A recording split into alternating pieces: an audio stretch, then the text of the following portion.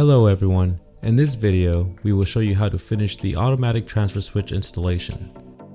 First, identify the main breakers that connect to the normal power set of the automatic transfer switch and label them ATS. Next, identify the backup circuits. Heater left light, right light are the circuits being backed up from the previous installation. Now we are going to label them. If you ever use a tandem breaker, you can put two labels in one space.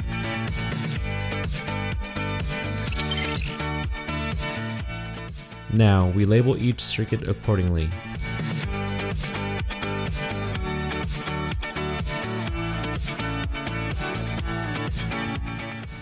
Finally, we install the dead covers.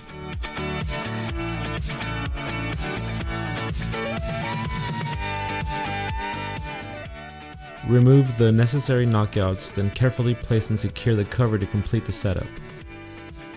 And that's it!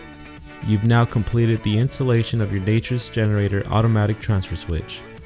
For more tutorials and product guides, don't forget to like, subscribe, and follow us on social media at Nature's Generator.